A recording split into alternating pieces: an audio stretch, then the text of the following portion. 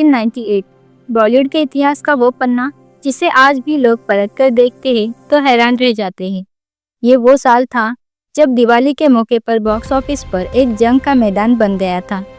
एक तरफ थी ग्लैमर, पैसा और चमक धमक से भरी फिल्म बड़े मियाँ छोटे मियाँ, जिसमें बॉलीवुड के दो सबसे बड़े नाम एक साथ आ रहे थे, सदी के महानायक अमिताभ बच्चन और 90 के दशक के कॉमेडी किंग गोविंदा। और दूसरी तरफ कोई बड़ा प्रोडक्शन हाउस नहीं था, कोई भारी भरकम बजट नहीं था। वहाँ सिर्फ एक नाम था जो अकेले पूरी इंडस्ट्री को टक्कर देने में दम रखता था, मिथुन चक्रवर्ती। फिल्म का नाम था हिटलर। मीडिया ने इसे रिलीज से पहले ही खारिज कर दिया था। समीक्षकों का कहना था कि अमिताभ और गोविंदा की जोड़ी के सामने ये फिल्म एक दिन भी नहीं टिक पाएगी। लेकिन दोस्तों, क्या आपने कभी सोचा है कि जब एक मेगा बजट फिल्म एक मास अपील वाली फिल्म से टकराती है तो जीत किसकी होती है? क्या पैसा हमेशा कंटेंट पर भारी पड़ता है?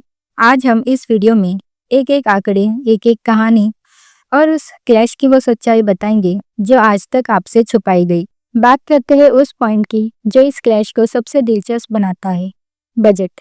एक तरफ बड़े मियाँ छोटे मियाँ थी जिसे वासु भगनानी प्रोड्यूस कर रहे थे और डेविड धवन डायरेक्ट।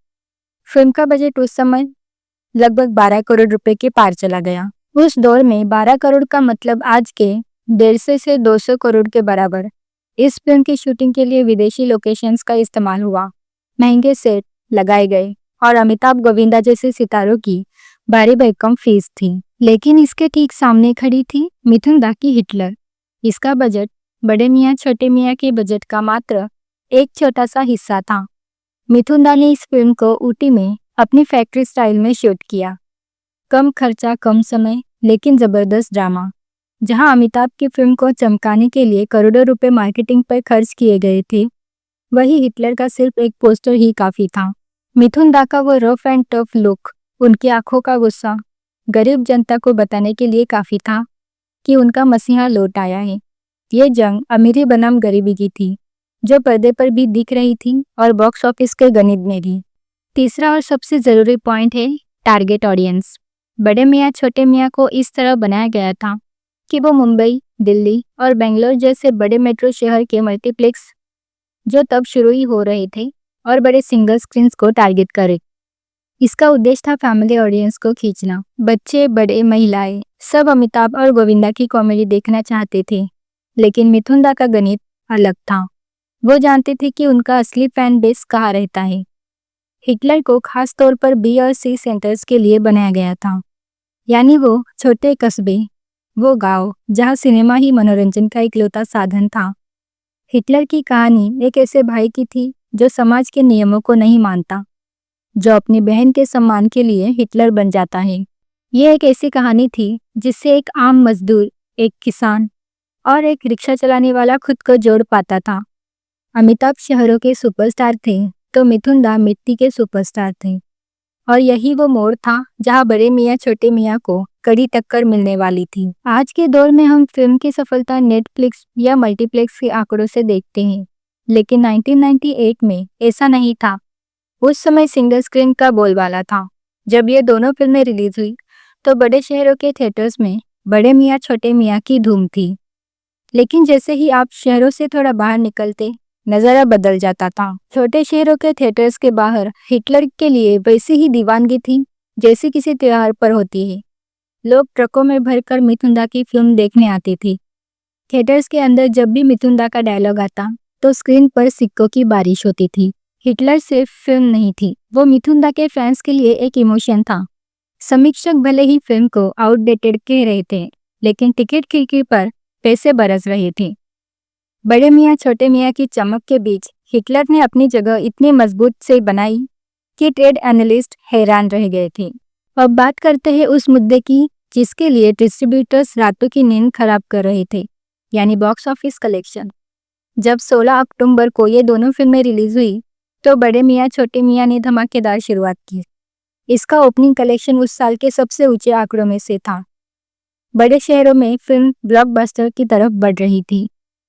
लेकिन असली खेल तब शुरू हुआ जब पहले हफ्ते के बाद छोटे सेंटर्स की रिपोर्ट आनी शुरू हुई। जहां बड़े मियाँ छोटे मियाँ की कमाई में शहरों में थोड़ी गिरावट देखी गई, वहीं हिटलर ने अपनी पकड़ ढीली नहीं होने दी। मिथुन दा की इस फिल्म ने बिहार, उत्तर प्रदेश और पश्चिम बंगाल के सर्किट में वो कर दिखाया जिसकी उम्मीद किसी ट्रेड एक्सपर्ट को नहीं थी।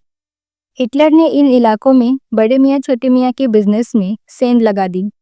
अगर आप निवेश और मुनाफे के नज़रिए से देखें तो हिटलर एक ज़बरदस्त मुनाफे वाली फिल्म साबित हुई। डिस्ट्रीब्यूटर्स ने जितना पैसा हिटलर पर लगाया था, उससे कहीं ज़्यादा उन्होंने टेबल पर ही कमा लिया था। अमिताभ की फिल्म को अपना भारी भरकम बजट वसूलने के लिए लंबी दौड़ लगानी पड़ी, लेकिन मिथुन दा की फिल्म ने पहले 2 हफ्तों में ही अपने प्रोड्यूसर्स की झोली भर दी। ये वो दौर था जब मिथुन दा को सेकेंड हैंड सुपरस्टार कहने वाले लोग खामोश हो गए थे, क्योंकि टिकट खिड़की झूठ नहीं बोलती। इस क्लैश की एक और खास बात थी दोनों फिल्मों का ट्रीटमेंट। बड़े मियाँ छोटे मियाँ में एक्शन को कॉमेडी के साथ परोसा गया था। अमिताभ और गोविंदा बंदूकें भी चलाते थे तो उसमें एक मजाक होता था, लेकिन हिटलर का एक्शन बिल्कुल अलग। मिथुन दा का एक्शन रॉ और ब्रूटल था। जब वो स्क्रीन पर अपनी शर्ट की आस्तीन ऊपर चढ़ाते थे तो थिएटर में मौजूद आम आदमी को लगता था कि वो खुद विलन को पीट रहा है। हिटलर के विलन भी उस दौर के पारंपरिक खूंखार विलन थे, जिन्हें देखकर नफरत पैदा होती थी। मिथुन दा के डायलॉग्स सीधे दिल पर चोट करते थे। फिल्म में जब वो भ्रष्टाचार और सिस्टम के खिलाफ बोलते थे तो सिंगल स्क्रीन की जनता कुर्सियों पर खड़े होकर तालियां बजाती थी। वहीं दूसरी तरफ अमिताभ बच्चन की फिल्म में विलन परेश रावल एक कॉमिक विलन की तरह ज्यादा थे। यहाँ मुकाबला हंसी बनाम बदले की आग का था। हिटलर की सफलता का एक बड़ा राज ये भी था कि फिल्म के इमोशनल सीन, खासकर मिथुन दा का अपनी बहन के प्रति लगाव, इसने महिला दर्शकों को भी थिएटर्स तक खींच लाया, जो आमतौर पर मिथुन दा की एक्शन फिल्मों से दूर रहती थी। अब आता है सबसे बड़ा सवाल, आखिर इस जंग का विजेता कौन रहा? अगर हम केवल स्टार पावर और ग्लोबल कलेक्शन की बात करें तो बड़े मियाँ छोटे मियाँ ने बाजी मारी। वो उस साल की सबसे ज़्यादा कमाई करने वाली दूसरी फिल्म बनी।